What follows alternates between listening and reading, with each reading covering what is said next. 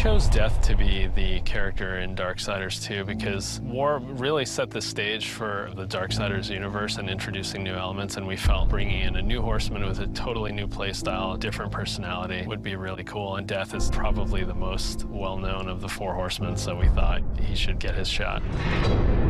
What makes Death different from War is almost everything about him. The way he expresses himself, the way he talks. I have an offer in mind. The way he handles business on the battlefield, and the way that he gets around. It's much more feral, more animal-like. War is very much like a Force meets Force, a very head-on, steadfast, loyal-bound soldier. Death is much more of a calculated, elegant fighter, a chilling opponent on the battlefield. His traversal has definitely improved. It's a lot faster, more responsive, and so is his combat. His weapon is more interesting. He can dual wield or wield a single heavy weapon, depending on your playstyle. Death's primary weapon is a scythe. It's kind of a unique one. It's sort of a multi-purpose Swiss Army scythe, and he can use it with two different blades. He can attach it together to form the more traditional Reaper scythe. He can use it as a polearm. Of course, he doesn't stop that. He'll pretty much use any weapon that's made available. You can get big axes, you can get crazy cool claws, big iron fists, and he'll even shoot guns. I mean, he'll use anything that he can, really. The main improvement from Darksiders 1 to Darksiders 2 was depth. We wanted to make the game more involved. We wanted to have more context. We wanted the player to really feel like they're in a real world with people living there, stuff going on, things going on.